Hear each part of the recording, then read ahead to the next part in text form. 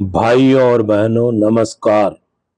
आज मैं लेकर आया हूं अपनी एक कहानी अश्वगंधा, एक भारतीय किसान के जीवन संघर्ष की कथा। आज ट्रैक्टर लग रहा है प्रेम, तू जल्दी रोटी बना दे। देख असगंध भरने के लिए मैं 2 बोरे भी ले आया हूं। प्रसन्न होते हुए नारायण ने घर में प्रवेश किया। पति की बात सुनकर प्रेम भी हर्षित हो उठी। कई दिनों से वे इसी प्रतीक्षा में थे। इस बार ट्रैक्टर बहुत दिनों के बाद लग रहा था। रुपयों की तंगी से वे परेशान हो उठे थे। गांव के सेठ साहूकार भी रुपयों की वसूली के लिए मुंह फाड़ने लगे थे। उधारी ने नारायण को चिंताग्रस्त कर दिया था। वह रोज शाम को गांव में ट्रैक्टर की तलाश में निकल जाता था और निराश होकर लौटता था। प्रेम ने चूल्हे पर चढ़ी हुई भगोनी नीचे उतारी और चाय छानने लगी। चाय का भरा हुआ एक कप नारायण को पकड़ाकर वह खड़ी हो गई।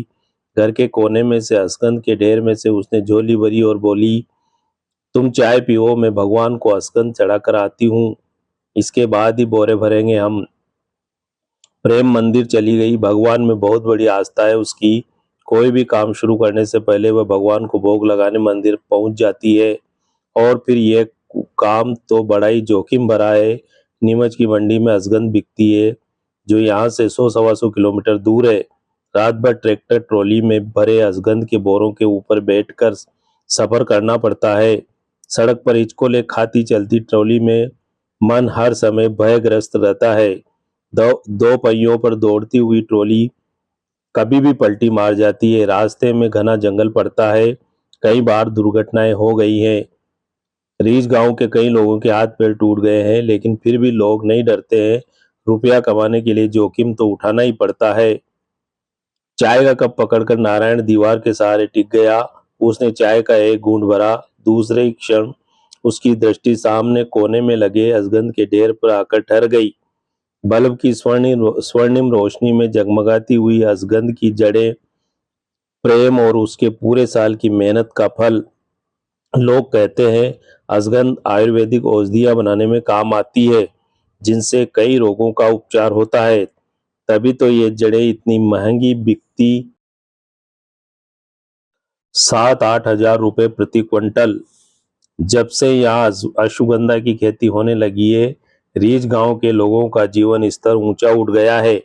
घर घर में मोटरसाइकिलें आ गई है, रंगीन टीवी आ गए हैं, कई लोग लखपति बन गए हैं। अधिकांश घरों में साधन सम्मत संपन्नता झलकने लगी है, लेकिन उसके जैसे गरीब लोगों की संख्या भी गांव में कम नहीं है। अचानक उसकी दृष्टि ऊपर घर की छत पर जा टिकी। झूलता हुआ कबाड़ा, टूटी हुई म्यार और घर के बीच में म्यार पे लगा लकड़ी का टेका। माँ और बाबा जीवन भर मेहनत करते हुए मर गए, लेकिन अपने घर के टूटे हुए कबाड़े को ठीक नहीं करा पाए थे। इस टूटी हुई छत के नीचे ही उसका बचपन गुजरा था। अपने नन्हे से कंधों पर किताबों से भरा थैला टांग कर जब वो स्कूल के लिए निकलता था, तो उसके माँ बाबा की आंखों में कई सपने तैर जाते थे। रीछ गांव का वह तीसरा व्यक्ति था जिसने मैट्रिक की परीक्षा पास की थी, लेकिन फिर भी उसे कहीं नौकरी नहीं मिल सकी थी। उसके निर्धन माता पिता अंतिम समय तक अपने दुबले पतले नारायण के लिए चिंताग्रस्त रहते थे। निर्धनता के कारण अपने जीते जीवे उसका विवाह भी नहीं करा पाए थे। अभी पिछले वर्ष ही प्रेम से उसका विवाह हुआ था। उसे बेसहारा और अनाथ देखकर शायद प्रेम के पिता को उस पर तरस आ गया था, और समाज के सम्मेलन में उन्होंने अपनी एक पुत्री का हाथ उसके हाथ में थमा दिया था। दुबली पतली प्रेम जब उसके घर में आई तो उसके जीवन में रंग भर आया था। उसका निराशापूर्ण जीवन फिर उमंग व उत्साह से भर उठा था। गांव के खेतों पर वह दौड़ दौड़ कर मेहनत मजदूरी करने लगा था। अधिक से अधिक रुपया कमाकर वह प्रेम को सुखी रखने का प्रयास करता था, लेकिन प्रेम को आराम पसंद नहीं था। अपने घर को बनाने के लिए वह भी उसके साथ खेतों पर मजदूरी करने लगी थी। मेहनत मजदूरी करते हुए पूरा साल गुजर गया, लेकिन वह थोड़े से रुपए भी नहीं बचा पाए। घर के खर्च और बीमारी में ही उनकी पूरी कमाई खर्च हो गई। घर के हुए टूटे हुए कबाड़े की चिंता उसे फिर सताने लगी। वह हताश होने लगा था। तभी प्रेम ने उसे एक सुझाव दिया। प्रेम की बात सुनकर उसके मन में हर्ष की लहर दौड़ गई थी और स्नेह से उसने उसे अपने गले लगा लिया था। दूसरे ही दिन शहर जाकर वह प्रेम के सारे जेवर बेच आया था। पूरे 2,000 रुपए। इन रुपयों में उन्होंने 1 साल के लिए 2 बीघा खेत मुनाफे पर ले लिया और स्वयं अपनी खेती करने लगे। अब वे दोनों दूसरे के खेतों में मजदूरी करने नहीं जाते थे। सुबह जल्दी उठ तैयार होकर अपने खेत पर निकल आते। दिन भर वह खेत पर मेहनत करता। प्रेम भी उसके साथ कंधे से कंधा मिलाकर काम करती। गेंती फावड़े से खोद कर उन्होंने खेत की जुताई कर दी थी। कंकड़ पत्थर निकालकर मिट्टी को साफ कर दिया था। कुछ ही दिनों बाद बरसात हो गई और उन सबके साथ उन्होंने भी अपने खेत में अश्वगंधा की बुआई कर दी थी। थोड़े ही दिनों में उनका खेत अश्वगंध के पौधों से लहलहा उठा। प्रेम के साथ पूरे साल वह अश्वगंधा की सेवा में लगा रहा। दोनों ने मिलकर 3 बार खेत की निराई गुड़ाई की, समय समय पर पौधों को खाद दिया, दवाइयों का छिड़काव किया। रोज सूर्योदय के पूर्व वह खेत की मेड़ पर आ बैठता, जानवरों से फसल की रक्षा करता। सुबह की सुनहरी धूप में खिले हुए हरे भरे पौधों को देखकर वह हर्षित हो उठता। अश्वगंधा की मृदुल सोरम उसके नथनों में समा आती, तन बदन में समा आती। एक साथ कई सपने उसकी आंखों में तैरने लगते। अपने खेत के काम में वे इतने खोए रहे कि 6 महीने आसानी से गुजर गए। अश्वगंधा के बीज पक गए, पत्ते पीले पड़ गए। मकर संक्रांति के गुजरते ही गांव के लोगों ने अश्वगंध की खुदाई शुरू कर दी। किसी खेत में 4 रुपए किलो, किसी खेत में 5 रुपए किलो। जैसी फसल वैसी दर से खुदाई होने लगी। आसपास के गांवों के मजदूर इस गांव के खेतों में टूटने लगे थे। उन्होंने भी अपने खेत में अश्वगंध की खुदाई शुरू कर दी थी, लेकिन उन्होंने किसी मजदूर को नहीं लगाया, स्वयं स्वयं ही मिलकर खुदाई करने लगे। दिन भर वह अश्वगंध के पौधों को उखाड़ कर ढेर लगा देता था और प्रेम पौधों से जड़ों को काट कर इकट्ठा करती थी। शाम होने तक 20-25 किलो जड़ों का ढेर लग जाता था, जिन्हें बोरों में भरकर वह घर ले आता। 2 बीघा खेत की अश्वगंध की खुदाई में उन्हें पूरा महीना लग गया था। प्रेम मंदिर से लौट आई तो उसके विचारों का प्रवाह टूट गया। भगवान का प्रसाद खाकर वह उठ खड़ा हुआ और अश्वगंध के बोरे भरने लगा। प्रेम ने चूल्हा जलाया, वह उसके लिए रोटी बनाने लगी। दोनों बोरों को उसने ठूंस ठूंस कर भर दिया। अश्वगंध का सारा ढेर बोरों में समा गया। बोरों के मुंह को उसने टाके लगाकर बंद कर दिए। वह फिर रोटी खाने बैठ गया। रोटी खाकर वह निपटा ही था कि दरवाजे पर ट्रैक्टर आ खड़ा हुआ। ट्रैक्टर बंद करके भागू ने उसे पुकारा, नारायण चल जल्दी कर दे, हम बहुत लेट हो गए हैं। ट्रैक्टर बंद होते ही ट्रॉली में भरे अश्वगंध के बोरों पर बैठे हुए लोग नीचे कूद आए। भागू के साथ 2-3 लोग उसके घर में आ गए। वे उसकी मदद करने लगे। दीवार के सहारे खड़े अश्वगंध के बोरों को उन्होंने उठाया और ट्रॉली में ऊपर चढ़ा दिया। उसके बोरे ऊपर चढ़ते ही भागू ने रस्सा डाल दिया। 2-3 लोग मिलकर रस्सा खींचने लगे। प्रेम ने थैले में रोटी रखी, एक चादर रखी और उसके हाथों में थमा दिया। उसने पैरों में जूते पहने और घर से बाहर निकल आया। ट्रॉली पर रस्सा कसते ही भागू ने ट्रैक्टर स्टार्ट कर दिया। कुछ लोग ट्रैक्टर में बैठ गए, बाकी ट्रॉली में चढ़ गए। रस्सा पकड़कर वह भी ट्रॉली के ऊपर चढ़ने लगा। तभी दौड़कर प्रेम उसके नजदीक आई। उसकी आंखों में देखकर वो बोली, अपना ख्याल रखना नारायण, रास्ते में ठंडी हवा लगेगी, चादर ओढ़कर ध्यान से बैठना, ट्रॉली में सोना मत। तू मेरी चिंता मत कर प्रेम, देख गांव के कितने लोग मेरे साथ हैं। उसने रस्सा पकड़ा और एक झटके के साथ ट्रॉली के ऊपर चढ़ गया। अश्वगंध के बोरों के बीच वह अपने लिए जगह बनाने लगा। तभी एक झटका लगा और ट्रैक्टर आगे बढ़ गया। उसकी नजर घर के द्वार पर पड़ी।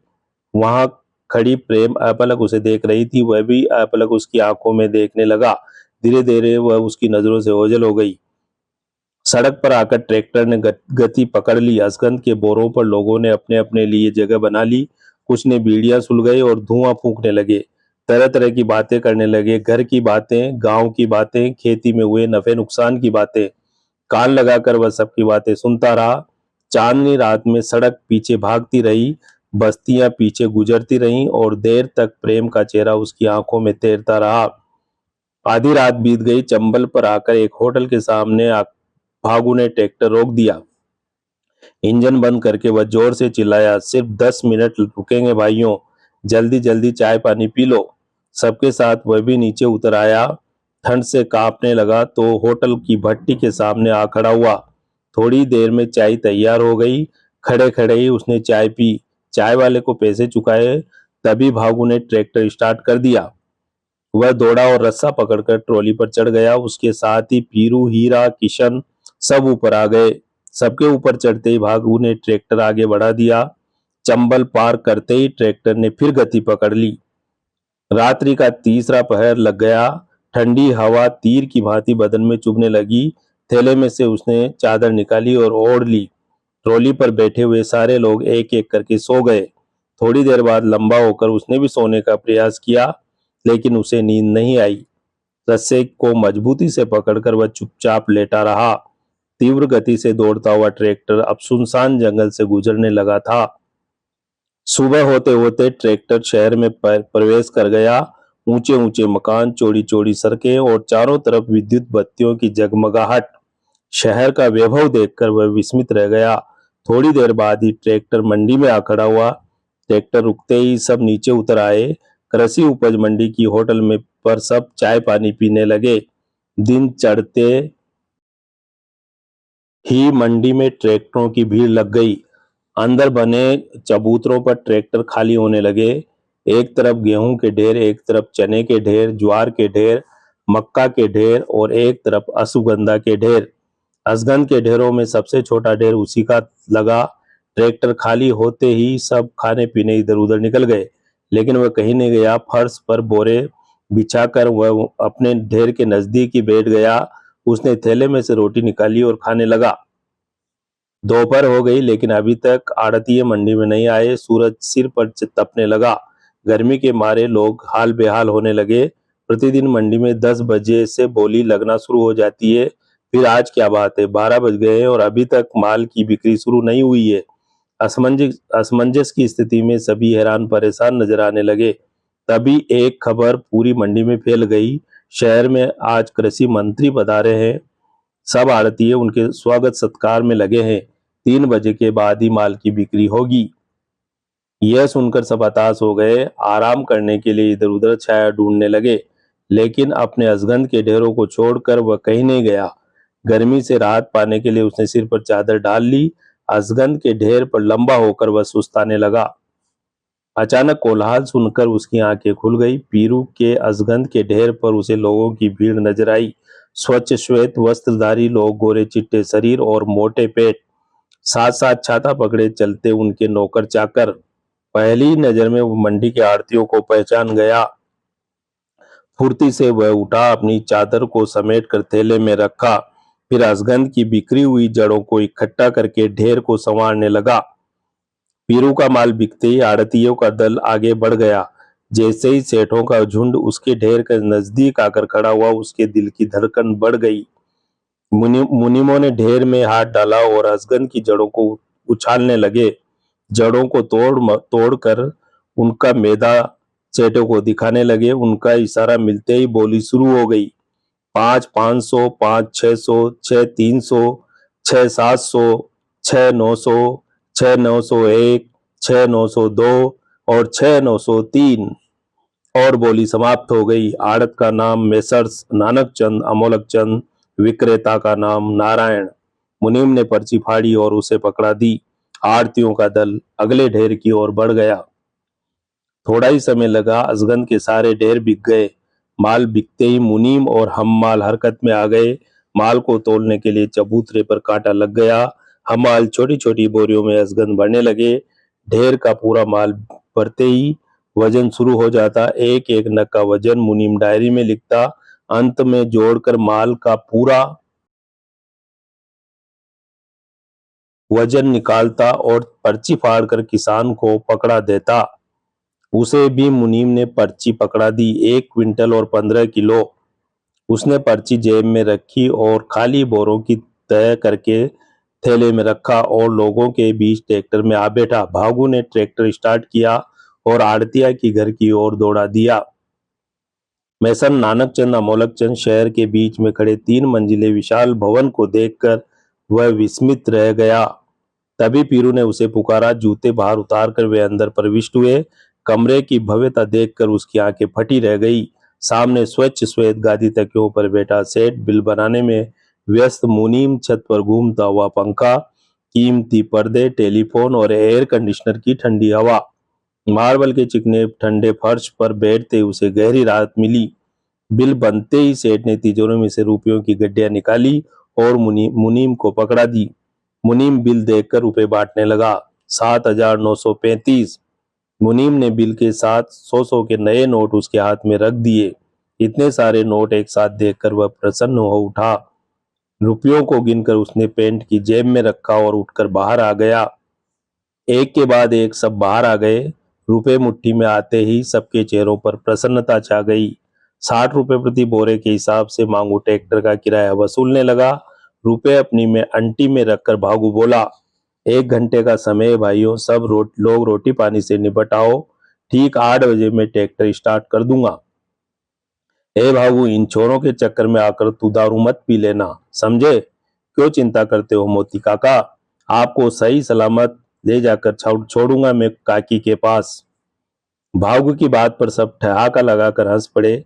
गांव के 7-8 लड़कों के साथ वह बाजार में निकल गया। भागू के जाते ही सब इधर उधर बिखर गए। वह भी मोती काका के साथ बाजार में निकल आया।